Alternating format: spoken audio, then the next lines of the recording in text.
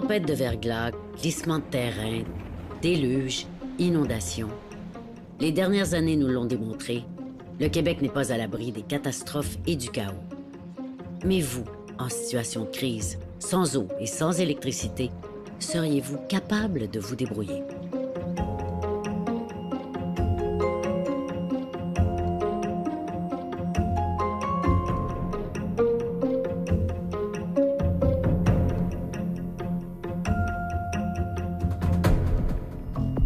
Éric, toi, après une carrière dans les Forces armées canadiennes, t'as choisi de devenir un spécialiste en autonomie domiciliaire. Explique-moi ce que c'est, ça. C'est quoi ton travail? Puis à quoi ça sert? C'est d'être capable de donner la capacité aux gens d'être autonomes et résilients en cas de perturbation de la normalité. Pouvoir se supporter pendant au moins 72 heures. On se pose même plus la question si on veut avoir l'accès à l'eau. On rouvre le robinet. Si on veut avoir de la lumière, on fait juste allumer la switch. Alors, on a des moyens modernes fantastiques. Mais à un certain point, si ces systèmes-là ne sont plus disponibles pendant une certaine période de temps, On est moins débrouillard. je t'invite à faire le test, ne serait-ce que 48 heures. Seigneur. Ferme ton breaker à la maison, mets ton téléphone à off, mets tes cartes de côté, tu t'en sers pas. Là, je commence à être nerveuse déjà, regarde. Bon, Je me sers Bon. pas de mes cartes, je me sers pas de mon cellulaire. J'ai pas d'électricité, c'est ça que tu me dis? ouais, Puis là, il faut que je me débrouille. faut que tu débrouilles. 48 heures. Ce qu'on appelle dans le jargon de la sécurité publique les bris de normalité ne sont pas très fréquents chez nous. Mais le Québec connaît quand même son lot de situations d'urgence. Inondations, glissements de terrain, tempêtes de verglas. Le centre-ville, qui avait été épargné par les pannes, a eu son lot tout au cours de la journée.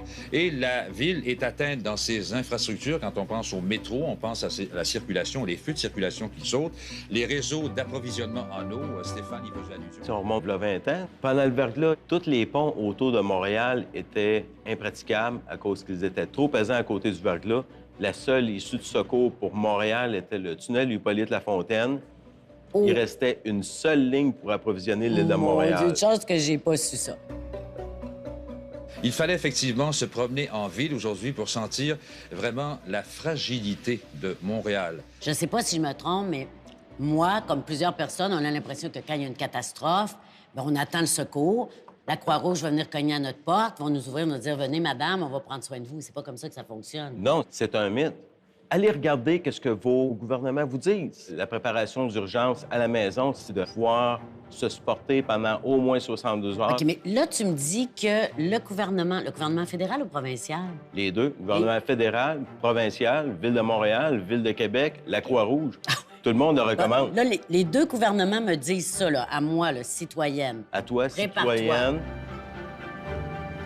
La demande à ce que le citoyen soit préparé, on va la retrouver un petit peu partout. Ça fait partie de l'esprit de la loi sur la sécurité civile, mais également, on va retrouver ça dans les plans de sécurité civile que les municipalités vont développer. La Ville de Québec, on va demander 5 jours de préparation au niveau de la trousse d'urgence à la suite de plusieurs validations de sinistres qu'il y a eu au niveau de l'Amérique du Nord. C'est ce qui est ressorti comme données. Moi, Eric, je suis une tête heureuse. Rien va m'arriver. Il n'y aura jamais de catastrophe dans ma vie. Là, tu me dis, Guylaine, réveille-toi. Tu vas me dire, qu'est-ce que t'as? Je vais te dire, j'ai une boîte de plaster chez nous. C'est tout ce que j'ai. Ouais. Qu'est-ce que je fais pour être autonome 72 heures? Une des priorités, c'est d'avoir accès à de l'eau potable. Ouais, essentiel. Ça, on peut pas s'en C'est passer. essentiel. Alors, il faut avoir une capacité de purification d'eau. Mais dans les recommandations de base, on peut aller chercher des cruches d'eau et avoir au moins de l'eau potable à la maison. Faut pas oublier que si vous avez de la nourriture, ça prend de l'eau aussi. Ouais. L'hygiène, le tiers de notre consommation d'eau pour faire partie de la chasse d'eau. Donc, des cruches d'eau. Ensuite, qu'est-ce que ça me prend? Ensuite de ça, c'est sûr que ça prend de la nourriture. Donc, des conserves? Oui, ça prend des conserves. Si vous aimez les chips au barbecue, remplissez-vous des boîtes de chips au barbecue. Des aliments secs, des noix. Des choses nourrissantes, mais qui n'ont pas nécessairement besoin de cuisson. Parce Oui. que si on n'a pas d'électricité, bon... C'est l'idéal. Chaleur. Oui, on est au Québec, hein, ouais. Oui, on est au Québec. Mais la plupart des gens ont qu'est-ce qu'il faut à la maison. On a des vêtements chauds. Ouais. Si on est capable d'aller jouer dehors à moins 20, on est capable de pouvoir subvenir à nos besoins dans notre appartement s'il fait 0 ou moins 5. Parce que, tu sais, on a l'impression que l'autonomie dont tu parles, c'est très facile de l'avoir à la campagne. Ouais. Tu sais, tu es à la campagne, ben, tu sais, au pire, je vais au ruisseau le plus proche ou la rivière, je prends de l'eau. Souvent, en campagne, on a des foyers, on a des poêles à bois. Ouais. Tu te dis, bon, ben, mais admettons que je reste au 4e étage d'un bloc appartement, là, en ville. Qu'est-ce que je fais? C'est un petit peu le même principe. Avoir un système d'urgence pour être capable de fonctionner avec les besoins essentiels.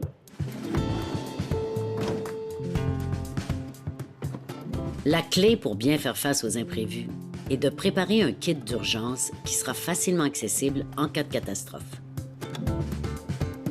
Tout ce que vous avez sur le comptoir va être capable de répondre à vos besoins de base. Purification d'eau, nourriture, électricité, soins, radiocommunication. Alors, une des premières priorités, en cas d'interruption de service, il faut s'assurer d'avoir de l'eau.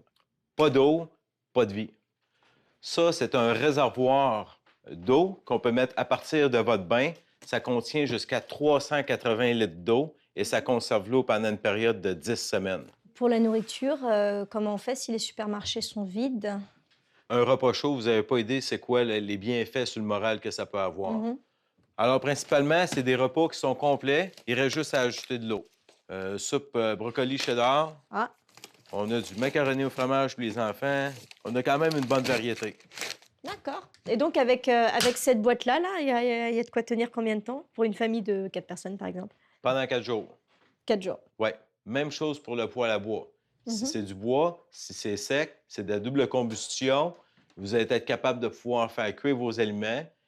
Et ensuite de ça, je regarde juste votre mur ici en arrière. Vous avez assez de bois pour probablement faire fonctionner le poêle pendant environ une bonne semaine. En appartement ou en condominium, c'est pas possible d'avoir une génératrice d'installer. Ça, c'est un accumulateur d'énergie pour être capable de faire fonctionner votre réfrigérateur, mais principalement vos communications. Ça va répondre à vos besoins de base. C'est du matériel qui vous permet de durer des semaines. Pendant le verglas, il y a des gens qui se présentaient à des centres de refuge qui arrivent « Occupez-vous de moi ». Voulez-vous un ballon avec ça? Voulez-vous un clown pour vous divertir? C'est...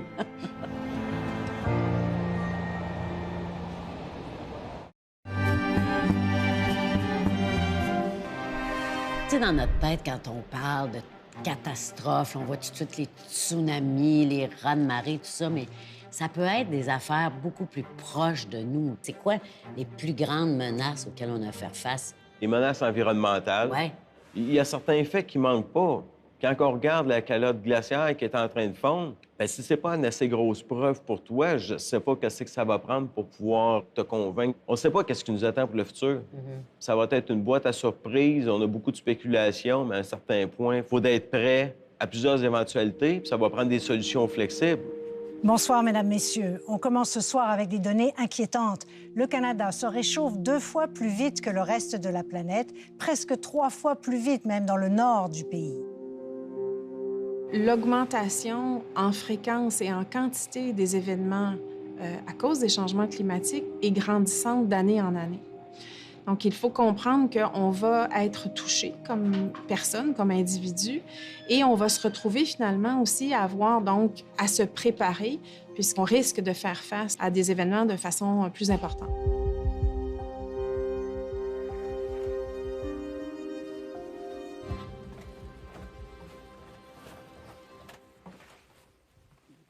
Alors voilà, ce sont les 2 bacs de nourriture dans lesquels il y a de la bouffe pour 5 personnes pour environ 3 jours. Et puis ça, c'est le sac d'évacuation. Si on avait affaire à quitter, c'est avec ça que je pars pour assurer notre confort, si on veut.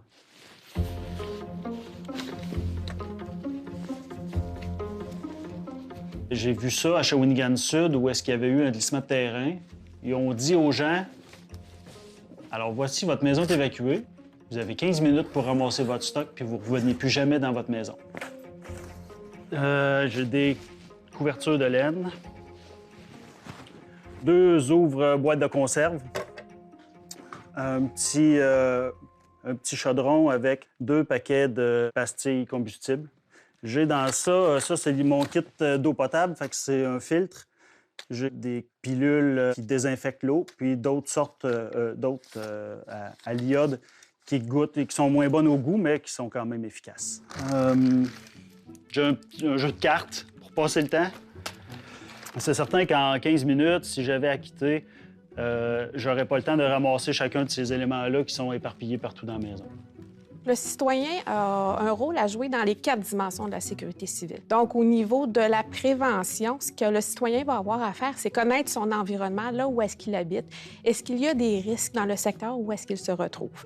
En préparation, ce qu'on va demander aux citoyens, c'est 3 gestes clés. Donc, dans un premier temps, ça va être celui-là d'avoir une trousse d'urgence familiale pour pouvoir être autonome de 3 à 5 jours à la maison pour faire face à un sinistre. Par la suite, on va lui demander de s'abonner aux sources d'information officielles de la municipalité et également de rédiger son plan d'urgence familiale. On va faire le tour, là. On va regarder le guide, les préparations aux urgences. On a une partie de faite. Le plan familial, les sorties d'urgence, on revient-tu là-dessus? Ben, ça, on le sait, là. C'est en avant du garage. Lieu de rassemblement sûr, près de la maison. Ça, c'est en avant du garage. Sinon, si jamais il y a un incendie, s'il faut qu'on sorte de la maison, là, peu importe. Nous, ça dépend si on est en bas ou en haut. Si on est en haut, mettons, dans nos chambres, on sort par la porte dans ta chambre. Ouais. Puis sinon, c'est par ici. Ici. Puis on s'en va au garage. Il y en a toujours qui ne seront pas prêts. Puis ça peut même, à un certain point, empêcher, ralentir le déploiement, justement, puis la planification d'une mesure efficace. Qu'est-ce qu'on demande, en gros, c'est d'être capable de donner au gouvernement 72 heures qui puisse se revirer de bord, planifier les opérations, déployer le matériel ou le personnel.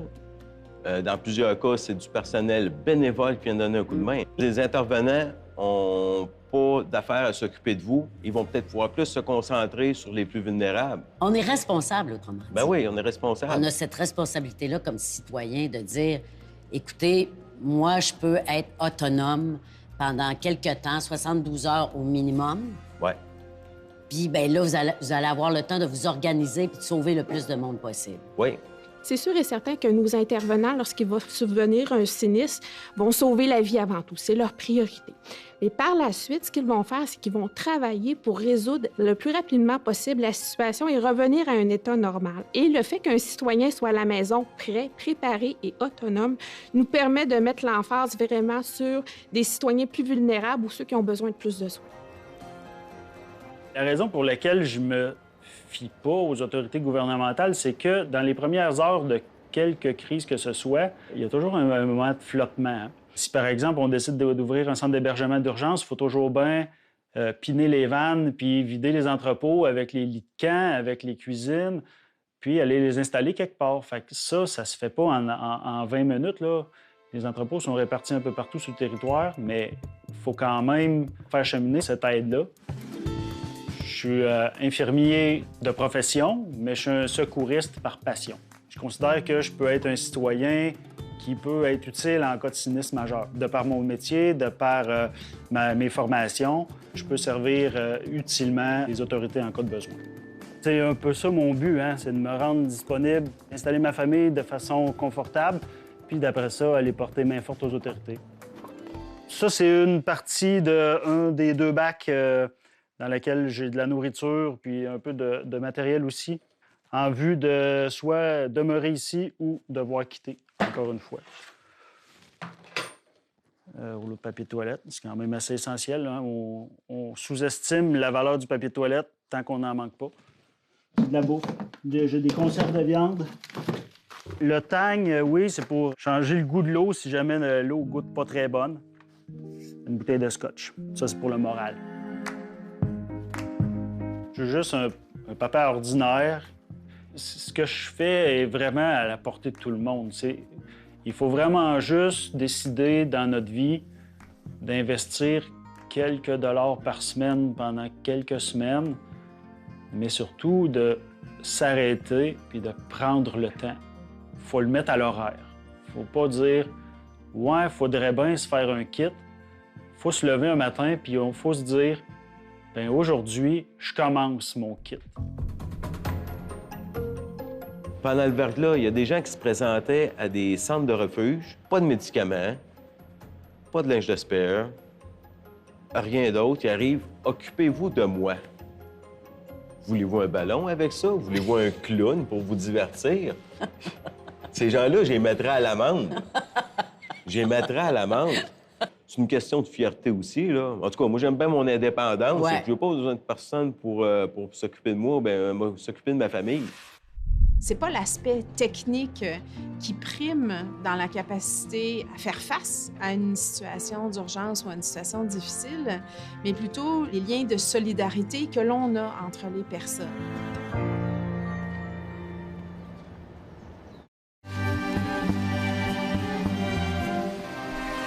Est-ce qu'il y a moyen, comme individu, de se regrouper justement en gang pour s'aider, pour que ça coûte moins cher aussi, acheter des choses en commun? C'est la façon intelligente de faire. Puis à un certain point, quand on parle au niveau des connaissances, il y a moyen d'identifier certaines personnes.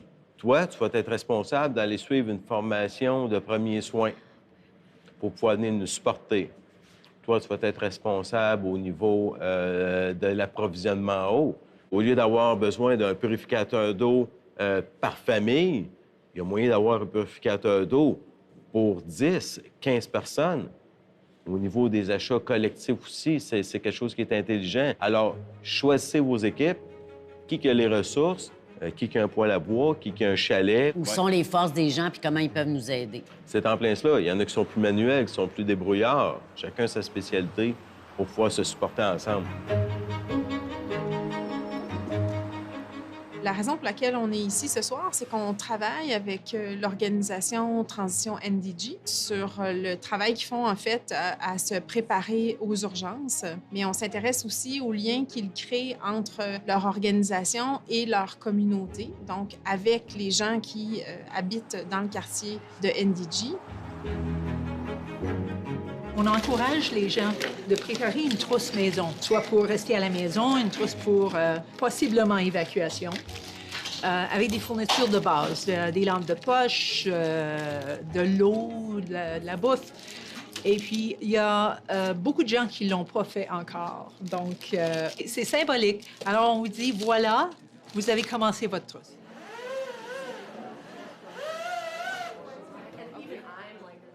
OK, thank you very much for coming. Merci à tout le monde d'être venu avec nous. On va vous demander, avec les petits collants, d'écrire premièrement votre prénom. Si vous avez des petites anecdotes concernant la dernière occasion où vous êtes allé soit chercher de l'aide ou avoir eu une interaction avec vos voisins.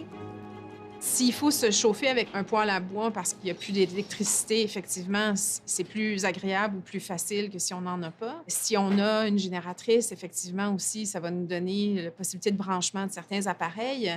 Mais ce qui est bien montré, finalement, c'est que ce n'est pas l'aspect technique qui prime dans la capacité à faire face à une situation d'urgence ou à une situation difficile, mais plutôt les liens de solidarité que l'on a entre les personnes. Ces liens sociaux-là sont plus importants, finalement, que l'aspect de la richesse des personnes. C'est pas parce qu'on est dans un milieu riche qu'il va nécessairement y avoir plus de liens entre les personnes et donc plus d'entraide.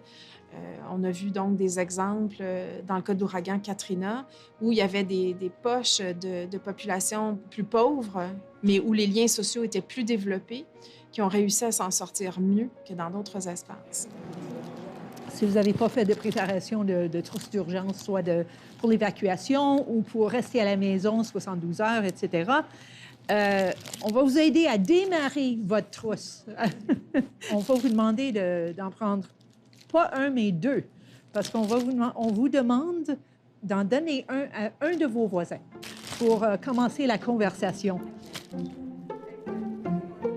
Donc, se préparer avec ses voisins, c'est peut-être aussi important, peut-être même plus important, puisque dans une situation de crise, on devient les premiers répondants l'un de l'autre. Cet atelier est un bon moyen et un espace finalement à transmettre à d'autres organismes communautaires pour faire en sorte qu'ils puissent apprendre de cette initiative-là et ensuite donc de l'implanter dans d'autres quartiers. Je pense que le message à transmettre, en fait, c'est que les gens doivent être conscients qu'il y a non seulement à se préparer, mais pas seulement à se préparer seul, à se préparer en groupe. Toi, tu veux pas faire paniquer les gens. Tu veux pas leur mettre la menace. Un jour, il va arriver une catastrophe près de chez vous. C'est pas ça. Ce que je comprends de ton métier, autrement dit, c'est d'enlever toute anxiété ou angoisse à ce niveau-là parce qu'on est prêt, si Ouais, il y jamais a ça arrive. Oui, faut pas confondre nécessairement avec le survivalisme traditionnel dont on entend parler. Bon. Où ce que là, c'est vraiment de l'accumulation de stock. OK, ça, c'est... Toi, t'es pas du tout dans ce trip-là, là. Non. Je rentre pas chez vous, puis t'as un sol avec, c'est ça, 3000 boîtes de thon, 58 tubes de pâte à dents. C'est pas ça, là, ton trip à toi. Non. OK. Les médias aiment beaucoup amener la question du survivalisme. C'est le côté spectaculaire. Ouais. Puis très souvent, oui, il y a des noyaux qui sont hardcore, si on peut dire, très souvent associés avec une paranoïa politique, Complètement, oui. associés très, très proche du milieu des armes, et puis rajouter un petit soupçon de théorie de conspiration, et vous avez...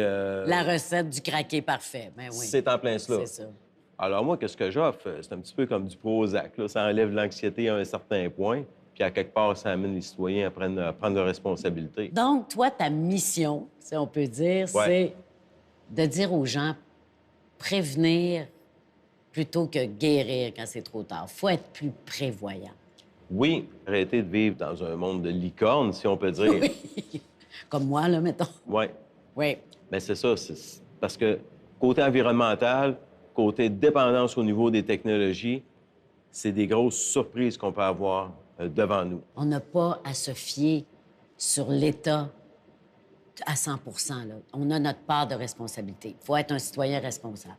Oui, l'État va réagir à une situation. Il faut être au-devant de ça. Il faut avoir une initiative. Bien, écoute, Éric, je te remercie beaucoup d'être venu nous parler de ça. Tu m'as convaincu. OK. Je vais être plus responsable, je te jure. Mais c'est important d'avoir une parole comme la tienne parce que, écoute, la plupart des gens sont un peu dans ma position. On dirait qu'on veut pas que les catastrophes arrivent, on veut pas y penser. Mais il faut être des citoyens responsables. Alors, je te remercie d'être venu nous en parler. Bon, bien, ça me fait plaisir, Merci Guylaine. beaucoup, Éric. Merci.